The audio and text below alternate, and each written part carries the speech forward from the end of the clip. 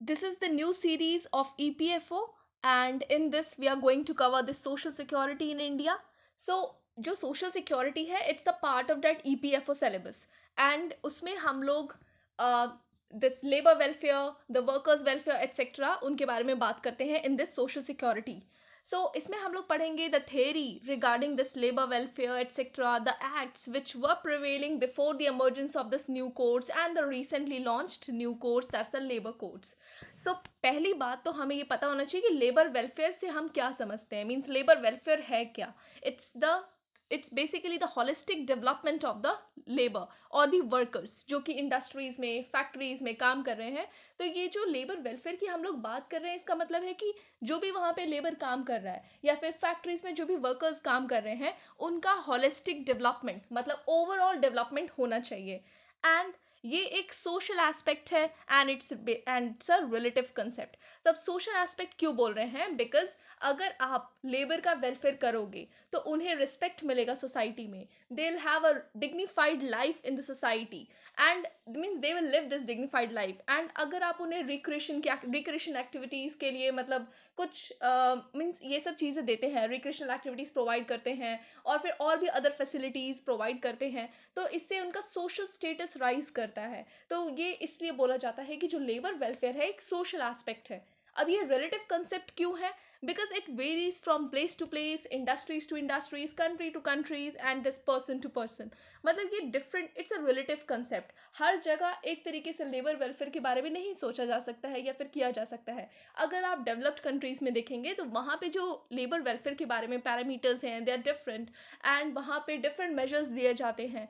India में different means, और even it varies from place to place. अगर आप नॉर्थ इंडिया साउथ इंडिया तो वहाँ पे भी लोकेशन के बेसिस पे लेबर वेलफेयर जो टर्म है वो वेरी करता है. So it's a relative concept.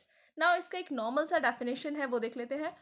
A worker is paid for the types of its services, the acceptance, respect, goodwill, attention, recognition which a worker gets from his work group, community, family, neighborhood forms an integral part of the modern concept of labor welfare. अब इसमें ये basically इस definition में पूरा holistic development की बात करी है लेबर की.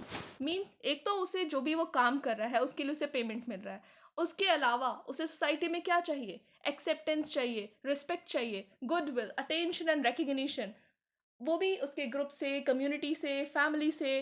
और ये सब उसके अभी जो मतलब ये सब इंटीग्रल पार्ट है उसका एक होलिस्टिक डेवलपमेंट के लिए बहुत इंपॉर्टेंट है. और ये लेबर वेलफेयर जो आजकल की हम बात करते हैं वो ये सारी चीज़ों को इंटीग्रेट करता है. Now will see about this labour welfare. अब ये जो लेबर वेलफेयर है it's over and above date wages, मतलब जो वहाँ पे वर्कर्स काम कर रहे हैं उस फैक्ट्री में और उन्हें जो सैलरी प्रोवाइड हो रही है उनके काम के लिए, वो लेबर वेलफेयर नहीं है. लेकिन उसके अलावा जो फैसिलिटीज उस वर्कर को फैक्ट्री में प्रोवाइड हो रही हैं वो सारी लेबर वेलफेयर है. जैसे इट्स अ फिजिकल कंसेप्ट. क्यों बोला जा रहा है कि लेबर वेलफेयर एक फिजिकल कंसेप्ट है, बिकॉज आप उन्हें रोटी कपड़ा और मकान प्रोवाइड करा रहे हैं. That is food clothing and shelter facilities are being provided to the labour. So अगर ये चीज़ें उसे प्रोवाइड होती हैं तो फिर ये एक फिजिकल कंसेप्ट मतलब बोला जा रहा है ये एक फिजिकल कंसेप्ट है क्योंकि आप उन्हें रोटी कपड़ा मकान प्रोवाइड कर रहे हैं, तब ये लेबर वेलफेयर कहलाएगा. इट्स अ सोशल कंसेप्ट जो अभी हम लोग स्टार्टिंग से डिस्कस करते आए हैं, लाइक उसका सोसाइटी में respect, dignified life, social status का राइज होना, ये सारी चीज़ें लेबर वेलफेयर है. सो अगर आप उसे ये सब चीज़ें प्रोवाइड कर पा रहे हैं तो लेबर वेलफेयर को बोला गया है कि इट्स अ सोशल कंसेप्ट. और ऐसा होना चाहिए कि मतलब आप उसे इतनी एमिनिटीज इतनी फैसिलिटीज प्रोवाइड कर सके कि वो सोसाइटी में क्वालिटी लेवल लिविंग जी सके, मतलब वो अपना स्टैंडर्ड ऑफ लिविंग राइज कर सके. The next is this relative concept. वो भी हम लोग कर चुके हैं कि जो ये वेरी करता है location to location, country to country और person to person, with time, with age, with culture etcetera. मतलब अगर आप देखें तो कोई यंग यंग लेबर है, उसकी नीड्स एंड डिमांड्स डिफरेंट है, उसके लिए लेबर वेलफेयर का कंसेप्ट डिफरेंट है. और वहीं पे अगर कोई ओल्ड एज पर्सन है उसके लिए ये सब चीज़ें डिफरेंट है. सो और ये टाइम के साथ भी वेरी करता रहता है. मतलब पहले के ज़माने में मतलब पहले के टाइम पे लेबर वेलफेयर डिफरेंट था और आज के इस टेक्नोलॉजी ड्रिवन एनवायरनमेंट में जो लेबर वेलफेयर है वो डिफरेंट है. तो ये रिलेटिव कंसेप्ट है, ये कोई फिक्स नहीं है, ये हर location to location, person to person vary करता रहता है. And then it's a total concept because it promotes holistic development of the labour. And यहाँ पे जो भी उसके पास उसे सैलरी दी जाती है, जो भी उससे उसकी जो परचेजिंग पावर है वो डिटरमाइन करती है उसका सोशल स्टेटस में राइज होना या फिर उसके मोरल का डेवलपमेंट होना। सो ये सब जो सारी चीज़ें हो रही हैं, सोशल स्टेटस, इट्स जो भी उसका मोरल है जो सोसाइटी में राइज हो रहा है, तो वो सारी चीज़ें ये सब प्रमोट करती हैं labour welfare. Now next is this definition of labor welfare according to ILO, international labour organisation. So ये जो डेफिनेशन है ये आपके एग्जाम्स में पूछी भी जा सकती है, तो आप इसे एक बार बस रेफर कर ले। और इसका ये जो डेफिनेशन है वो वही चीज़ें हैं जो अभी हमने आपने और हमने अभी डिस्कस करी हैं। सो पहले देखें लेबर वेलफेयर है क्या। It can be defined as a term which is understood to include such services, facilities, amenities as may be established in or in the vicinity of undertakings to enable persons employed there to perform their work in a healthy, congenial surroundings and to provide them with amenities which are conducive to good health and high morale. So वही बात बोली गई है कि जो workers हैं उन्हें वो फैसिलिटीज़, वो सर्विसेज, वो अम्यूनिटीज़ प्रोवाइड करी जाएं जिससे वो एक हेल्दी मतलब और हेल्दी इन्वायरमेंट में काम कर सके और उसका जो सराउंडिंग्स हैं वो भी हेल्दी हों, जिससे उसका जो गुड हेल्थ और हाई मोरल प्रमोट हो सके। नाउ एम्स एंड ऑब्जेक्टिव फिर से आप वही चीजें देखने वाले हैं, बस एक बार रेफर कर लीजिए। एम क्या है इसका, to provide social comfort to the employees, to improve the working conditions. मतलब ऐसा ना हो कि वो ऐसी जगह पे काम कर रहा हो जहाँ पे सैनिटेशन ही नहीं है, फिल्दी इन्वायरमेंट है। मतलब अगर समर के सीजन है तो वहाँ पे प्रॉपर कूलिंग नहीं है, प्रॉपर वेंटिलेशन नहीं है, तो ये सब चीज़ें उसकी जो प्रोडक्टिविटी है, उसका जो इंटरेस्ट है, वो सब कुछ लूज करती है। जो ये एम्स और ये लेबर वेलफेयर का जो एम है वो वही है कि वहाँ पे उन्हें गुड वर्किंग कंडीशंस प्रोवाइड हो सकें, अच्छे से ventilation, cooling facilities, proper drinking water, sanitation, ये सब चीज़ें अगर प्रोवाइड होंगी तो वो बहुत अच्छे से काम करेगा। The next is overall improvement of the employees, financial support to employees and that too indirectly. एक तो आप उसे वेजेस दे रहे हैं, that's a financial support, means it's okay, but here indirectly. Indirectly मतलब अगर आप उसे वहाँ पे सैनिटेशन फैसिलिटीज प्रोवाइड करेंगे अच्छे से तो उसका जो हेल्थ है वो प्रमोट होगा और उसे बार बार हॉस्पिटल्स के चक्कर नहीं लगाने पड़ेंगे, उसके पैसे बचेंगे। तो indirectly it's a kind of financial support to employees. अगर आप उसके सैनिटेशन पे, उसके फूड पे, न्यूट्रिशियस डाइट पे अगर आप इन्वेस्टमेंट कर रहे हैं, उसके हेल्थ का ध्यान रख रहे हैं, तो फिर ये एक तरीके से इनडायरेक्ट सपोर्ट है लेबर को। Next is comfortable and happy living, the same thing. Reduce rate of absenteeism, अब इससे होगा ही, अगर आप उसे अच्छी चीज़ें प्रोवाइड कर रहे हैं तो लेबर अगर आप लेबर वेलफेयर प्रोवाइड कर रहे हैं तो उससे उसको वो एब्सेंट होना कम कर देगा, वो छुट्टियां लेना कम कर देगा। वहाँ पे वो अगर उसको अच्छा इन्वायरमेंट मिल रहा है, हैप्पी इन्वायरमेंट मिल रहा है, तो वो जॉब आने के मतलब अपने वर्क पे जाने के लिए बहुत ही खुश रहेगा। अगर आप उसे ये सब चीज़ें नहीं देंगे, डेली आ रहा है वो अपने सीनियर से या फिर मतलब उसके जो सीनियर से अब्यूज़ कर रहा है या फिर उसे बहुत ही हरास कर रहा है, तो इन सब चीज़ों से वो क्या चाहेगा कि मेरे को वर्क पे नहीं जाना है, मुझे काम करने नहीं जाना है। बट आप वहाँ पे उसे अच्छे से ट्रीट करते हैं, उसके जो कलीग्स हैं या फिर जो भी उसके साथ के जो भी वर्कर्स हैं वो सब उससे अच्छे से बिहेव करते हैं, कुछ रूल्स एंड रेगुलेशंस हैं वहाँ पे जिसे सब फॉलो करते हैं, तो इससे रिड्यूस्ड रेट ऑफ एब्सेंटिज्म होगा और ये लेबर वेलफेयर का एक वन ऑफ द ऑब्जेक्टिव है। अब then if we see labour turnover from the job, ये सब कम हो जाएगा। एंड मतलब ये एम है ये सब कम करना। Developing a sense of responsibility and belongingness among the employees. Improve productivity हो तो ऑब्वियसली हो जाएगी, अगर आप ये सब चीज़ें करेंगे तो प्रोडक्टिविटी राइज होगी, एम्प्लॉयज़ की एफिशिएंसी राइज होगी etcetera. Providing healthy and proper working conditions. Next is this Royal Commission on Labour, जो कि 1931 में बना था। This Royal Commission on Labour it has stress the need for labour welfare primarily because of the harsh treatment meted out to the workers. So workers की जो harsh treatment हो रही थी उस टाइम पे, उससे डील करने के लिए रॉयल कमीशन ऑन लेबर ने स्ट्रेस मतलब वहाँ पे बहुत ही ज़्यादा एम्फोसाइज करा था कि लेबर वेलफेयर होने चाहिए। अब ये जो लेबर वेलफेयर है ये या तो आप खुद से प्रोवाइड करें, that is voluntary effort by the employer, मतलब एम्प्लॉयर खुद बोले कि नहीं नहीं मुझे लेबर वेलफेयर प्रमोट करना चाहिए तभी मेरे फैक्ट्री की प्रोडक्टिविटी राइज होगी। और फिर वो बहुत सारे व्यूज हैं इसके रिगार्डिंग। और कुछ केसेस में क्या है कि अगर जो भी एम्प्लॉयर है वो नहीं करना चाहता, उसको कोई फर्क ही नहीं पड़ रहा है कि उसके वर्कर्स कैसा काम कर रहे हैं, उसे बस उसके आउटपुट से मतलब है, उसको नहीं फर्क पड़ता कि उसका एम्प्लॉयर कैसा सॉरी उसका जो एम्प्लॉय है कैसा फील कर रहा है, उसका जो वर्कर है उसके जो भी हेल्थ है उससे कोई मतलब ही नहीं है। तो उस केस में क्या होता है कि यहाँ पे गवर्नमेंट को रिस्पॉन्सिबिलिटी लेनी चाहिए कि वर्कर्स वेलफेयर आए। अब जिसके कारण मतलब for example the recent labour codes, वो भी एक गवर्नमेंट ने ही मतलब हमारी जो स्टेट गवर्नमेंट है उसी का इनिशिएटिव है लेबर कोड्स। तो इन सब की ज़रूरत पड़ती है अगर एम्प्लॉयर खुद से देने के लिए ज़्यादा मतलब खुद से नहीं देना चाहता है, तो वहाँ पे गवर्नमेंट स्टेप इन करती है और वो प्रमोट करती है इन लेजिस्लेटिव मेजर्स के थ्रू कि लेबर वेलफेयर के जो भी एफर्ट्स हैं वो किए जाएं या फिर लेबर वेलफेयर प्रमोट किया जाए। Now scope of labour welfare, इसमें हम लोग काफ़ी चीज़ें देखेंगे कि है क्या आखिर लेबर वेलफेयर का स्कोप। तो फर्स्ट ऑफ ऑल जो भी वेलफेयर सर्विसेज हैं वो दो जगह प्रोवाइड होती हैं। एक तो विद इन द फैक्ट्री जहाँ पे वो काम कर रहा है, और एक आउटसाइड द एस्टैब्लिशमेंट। सो अगर वो with in the premises of the factory उसके अंदर जो भी उसे वेलफेयर सर्विसेज प्रोवाइड हो रही हैं या एमिनिटीज प्रोवाइड हो रही हैं उसे क्या बोलते हैं, इंट्रामुराल। और अगर वो आउटसाइड द एस्टैब्लिशमेंट है उसे बोलेंगे हम लोग एक्स्ट्रा मोराल। नाउ इंट्रामुराल के अंदर क्या क्या आएगा, उसे वॉशिंग फैसिलिटीज़ प्रोवाइड हो रही हैं, प्रॉपर सैनिटेशन या फिर ड्रिंकिंग फैसिलिटीज़ प्रोवाइड हो रही हैं, क्रेच फैसिलिटीज़ प्रोवाइड हो रही हैं, जो भी फीमेल एम्प्लॉयज़ हैं या वर्कर्स हैं उन्हें क्रेच फैसिलिटीज़ वहाँ पे प्रोवाइड हो रही हैं, कैंटीन फैसिलिटीज़ प्रोवाइड हो रही हैं, बेदिंग फैसिलिटीज़ एट्सेट्रा। तो ये जो भी चीज़ें हैं ये विद इन द प्रेमाइसेस अगर उसे मिल रही हैं तो ये सारी इसमें ही आ जाती हैं, दैट इज़ इंट्रा मोराल। तो ये वेलफेयर सर्विसेज है। एक्स्ट्रा मोराल में होता है social insurance, social assistance, the recreational facilities, the sports facilities। और अगर वर्कर्स के एजुकेशन अवेयरनेस की अगर वो भी प्रोवाइड कर सकें उन्हें, या फिर ट्रांसपोर्टेशन फैसिलिटीज़ प्रोवाइड हो जहाँ पे वो रह रहे हैं वहाँ से उन्हें लेकर आना फैक्ट्री में, तो ये सारी एक्स्ट्रा मोरल में आती हैं। नाउ ये एक्चुअली हम लोग स्कोप डिस्कस कर रहे हैं जिसमें हमने पहले देखा कि welfare services with in the premises and outside the premises.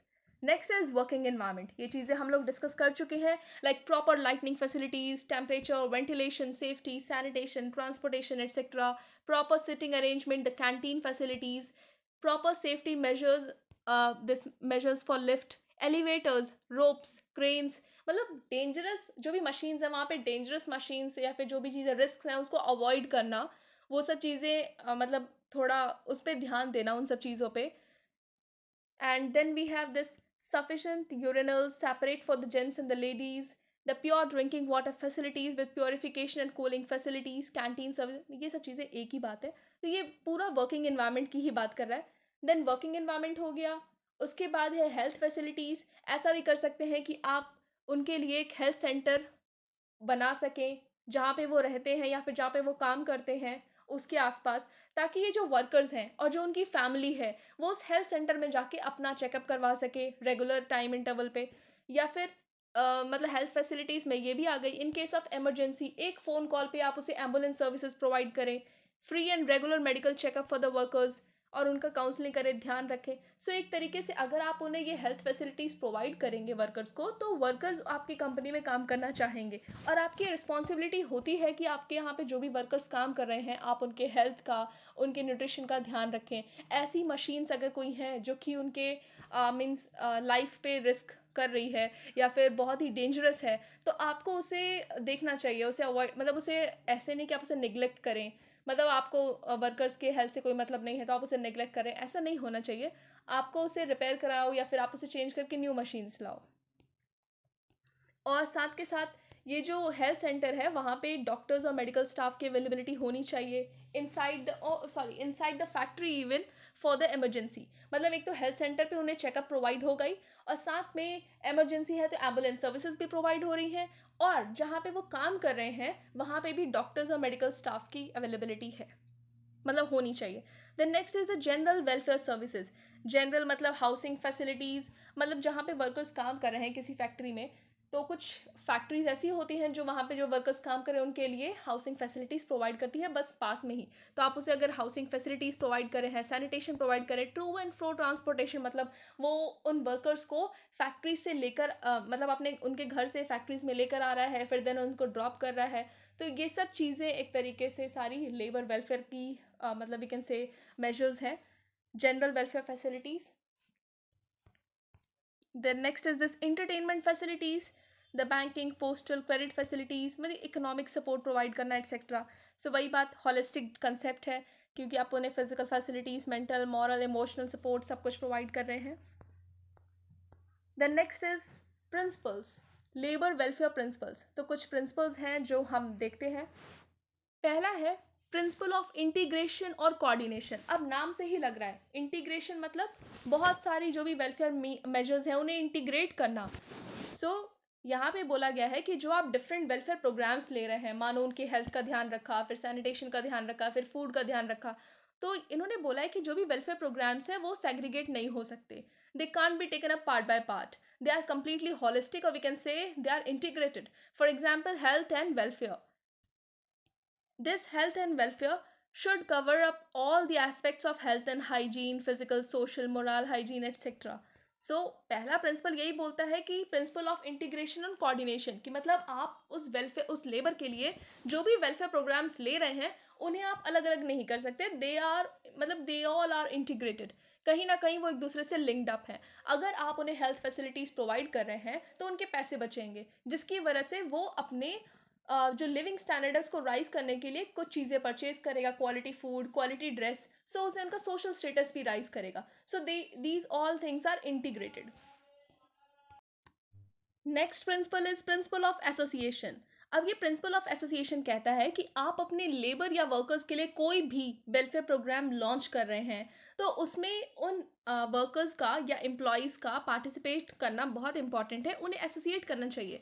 मतलब आप उनके लिए प्रोग्राम लॉन्च करें और आप उनसे पूछ ही नहीं रहे कि उनकी नीड्स क्या हैं, वो क्या चाहते हैं, उनके क्या इश्यूज हैं, और वो जो भी डेवलपमेंट प्लान्स ला रहे हैं उसमें जो भी उनसे पूछा नहीं जा रहा है, बस प्लान लाया उनके लिए लॉन्च कर दिया।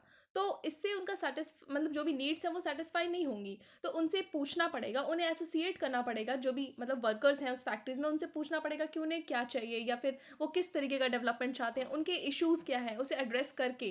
तो जो भी प्रोग्राम्स हैं या फिर जो भी डेवलपमेंट प्लान्स हैं, अगर आप उसे लॉन्च कर रहे हैं तो उसमें वर्कर्स का मतलब उन्हें एसोसिएट करना बहुत इंपॉर्टेंट है, उन्हें इंक्लूड करना चाहिए, उनका पार्टिसिपेशन इन प्रोग्राम्स में और प्लान्स में बहुत इंपॉर्टेंट है। The next is this principle of responsibility. Now, principle of responsibility क्या कहता है कि जो भी workers हैं, they should be incorporated and should be held responsible for the activities aimed at workers' welfare. मतलब आप उन्हें include करेंगे तो वो responsible रहेंगे इस चीज़ के लिए, और उनको मतलब जो भी workers हैं उन्हें they must be held responsible for the activities which are aimed at workers' welfare. Example: workers' participation in the safety committees, sports committees, canteen committees. मतलब आप जितने भी कमिटीज फॉर्म कर रहे हैं तो उसमें आप वर्कर्स को इंक्लूड करें, जिससे एक तो उनका एसोसिएशन भी होगा और साथ में they will be held responsible, so principle of responsibility भी प्रमोट होगा। The next principle is principle of accountability. जो भी प्रोग्राम्स हैं, जो भी आप एक्टिविटीज़ या प्लान्स लॉन्च कर रहे हैं, दिस शुड बी आंसरेबल। मतलब क्या होगा कि जो भी आप रेगुलर इंस्पेक्शन होना चाहिए, रेगुलर सोशल ऑडिट होना चाहिए, जो भी वहाँ पे प्लान्स या डेवलपमेंट है, जो भी एक्टिविटीज़ हैं उसका, and evaluation must be done. तो इससे क्या होगा, अकाउंटेबिलिटी मेंटेन होगी, और ये प्रिंसिपल ऑफ अकाउंटेबिलिटी यही कहती है कि ऑडिट दिस जो भी सोशल ऑडिटिंग है ये होनी चाहिए, इवेलुएशन होना चाहिए, इंस्पेक्शन होना चाहिए। Then principle of timeliness. Timeliness ये कहता है कि जब ज़रूरत है तब आप हेल्प करें तो वो टाइमली हेल्प कहलाएगा। बट जैसे किसी वर्कर्स को पैसे की रिक्वायरमेंट है और उस टाइम पे आप उसे हेल्प नहीं कर रहे हैं, या फिर कोई और नीड है जो अगर उस टाइम पे आप उसे हेल्प नहीं कर रहे हैं, तो फिर उस हेल्प का फ़ायदा ही क्या। So this timely help is a valuable help. मतलब जब ज़रूरत है तब आप हेल्प कर रहे हैं, तो it's a valuable help. So for example, this whenever a worker needs economic assistance for this treating a sick child or for building a house etc. मतलब उसे अपनी कोई भी ज़रूरत पूरी करने के लिए अगर फाइनेंशियल असिस्टेंस चाहिए, तो ऐसा नहीं होना चाहिए कि आप उसे उस टाइम पे हेल्प नहीं प्रोवाइड कर रहे हैं। So it should not be this unreasonable lapse of time. So in that case, or in any case of emergency, delay in assistance means denial of the human values or justice. मतलब आपको उसे उस time पे services provide करनी चाहिए।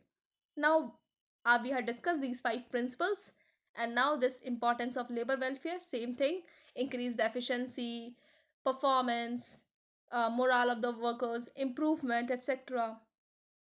Now we'll see the various theories of labor welfare जो कि exam में पूछी जा सकती हैं। अब in total there are 7 theories, but हम लोग आज सिर्फ 3 theories करेंगे। The first is this policing theory of labor welfare. अब ये जो थ्योरी है ये एक एजम्पशन पे बेस्ड है। ये किस एजम्पशन पे बेस्ड है, ये कहती है कि जो ह्यूमन बीइंग है वो बहुत ही ज़्यादा सेल्फिश है, और वो हमेशा सिर्फ अपने बेनिफिट इंक्रीज करने की कोशिश करता है, और वो भी ये दूसरों के बारे में नहीं सोचता, बस ये अपने ही जो भी बेनिफिट्स हैं उसे उसी के लिए काम करता है at the cost of the others welfare. And it's also based on the contention like, अच्छा ये हम लोग कंटेंशन बाद में देखेंगे, पहले एजम्पशन देखते हैं। एजम्पशन ये देखते हैं, इस थेरी जो पॉलिसिंग थेरी है ये एज्यूम करती है कि no employer will provide even the barest minimum of welfare facilities for the workers. मतलब ये सोच के ही चलती है, मान के ही चलती है कि जो भी यहाँ पे एम्प्लॉयर्स हैं वो जरा सा भी अपने वर्कर्स के लिए कोई इनिशिएटिव नहीं लेंगे या ले रहे हैं, मतलब ये थेरी से मान के चलती है। और इस थेरी के अकॉर्डिंग जो भी ओनर्स हैं, जो भी मैनेजर्स हैं यहाँ पे, they get they get many opportunities for the exploitation of labour. मतलब वो लेबर को बहुत ज़्यादा एक्सप्लॉइट करते हैं, वो उनके लिए कोई भी एक मेजर नहीं लेते, मतलब ज़रा सा भी हेल्प नहीं करते उनके वेलफेयर के लिए, कोई भी स्टेप नहीं लेते उनके वेलफेयर के लिए, बहुत जितना हो सके उतना एक्सप्लॉइट करते हैं, मतलब सिर्फ अपने बारे में सोचते हैं। Human being is a selfish being, ऐसे करके इस थ्योरी को माना गया है। अब इस केस में क्या होगा कि जो स्टेट है, यहाँ पे स्टेट गवर्नमेंट की बात हो रही है, then the state has to intervene to provide the minimum standard of welfare to the workers or the working class. So अगर यहाँ पे एम्प्लॉयर बहुत ही ज़्यादा सेल्फिश है, वो सिर्फ अपने बारे में सोच रहा है, लेबर्स को एक्सप्लॉइट कर रहा है और बिल्कुल भी ज़रा सा भी कोई भी वेलफेयर मैकेनिज्म उन्हें प्रोवाइड नहीं करा, सिर्फ अपने बेनिफिट्स के बारे में सोच रहा है, तो इस केस में स्टेट को इंटरवीन करना चाहिए और उन्हें वेलफेयर प्रोवाइड कर, मतलब जो भी इंडस्ट्रीज़ हैं उनके लिए कोई लीगल मेजर्स लेना चाहिए ताकि वो वेलफेयर प्रोवाइड कर सके। और ये एक कंटेंशन पे बेस्ड है कि minimum standard of welfare is must for the workers, मतलब थोड़ा तो वेलफेयर करना ही चाहिए, कुछ स्टैंडर्ड बनाया है उन्होंने जो कि मिनिमम है, जो कि बेसिक नीड्स और नेसेसिटीज को फुलफिल करते हैं। So we had discuss this, the first theory, that is the policing theory of labour welfare. The next is this religious theory of labour welfare. अब इसमें क्या है, इसमें बोला गया है कि जो मैन है वो एक रिलीजियस एनिमल है, मतलब वो बहुत ही ज़्यादा भक्ति में बिलीव करता है, इन सब चीज़ों में रिलीजियस फीलिंग में बिलीव करता है।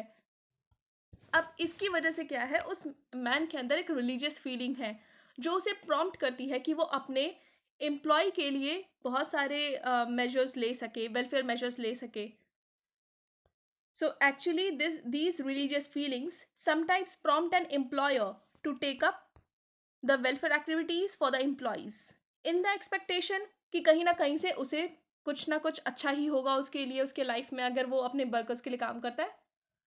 अब ये है कि कोई भी अच्छा काम वो कर रहा है तो उसे एक इन्वेस्टमेंट माना जाता है कि आज उसने अपने वर्कर्स के लिए अच्छा काम करा तो बाद में कहीं ना कहीं उसे वो रिटर्न बैक मिलेगा।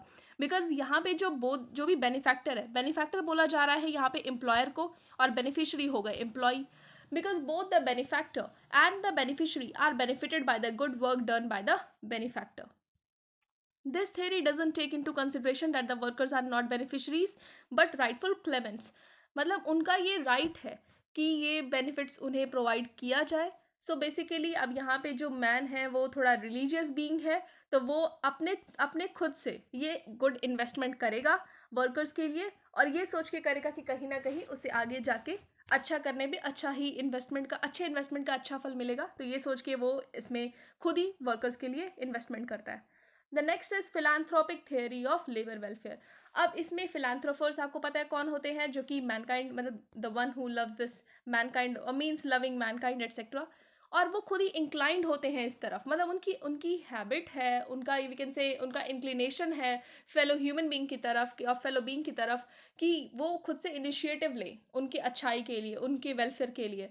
So man is basically self centred but acts of these kindness stem from the personal motivation. So ये philanthropic व्यू में क्या होता है और इस थ्योरी में क्या होता है, उनको अंदर से ऐसा मोटिवेशन आता है कि नहीं, और उनका जो ये मैनकाइंड की तरफ लव है उसके थ्रू ये मतलब अंदर से ही आता है कि उनको अपने मैनकाइंड के लिए या फिर अपने जो फेलो मैन है उनके लिए काम करना चाहिए, उनके लिए वेलफेयर मेजर्स लेने चाहिए। वो अपने फेलो वर्कर्स को इस तरीके से बुरी कंडीशंस में काम करते हुए नहीं देख सकते, तो वो ये सब चीज़ें फील करके खुद से ही इनिशिएटिव लेते हैं। फॉर एग्जाम्पल जो हमारे रतन टाटा हैं, उनको हम लोग यहाँ पे कोट कर सकते हैं। सो हमने यहाँ पे टोटल 3 थेरीज करी हैं लेबर वेलफेयर की।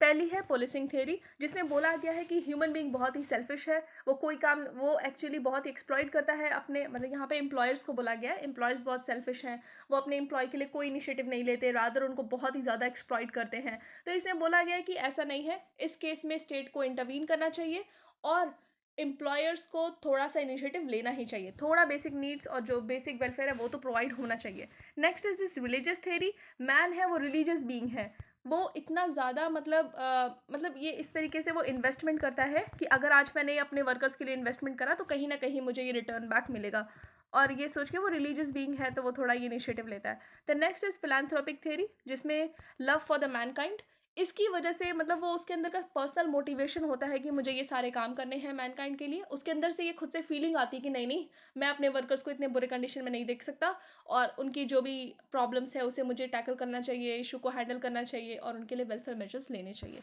तो चलिए हम लोग बाकी के जो 4 यहाँ पे बचे हुए थेरीज हैं लेबर वेलफेयर के, वो हम लोग नेक्स्ट वीडियो में डिस्कस करेंगे।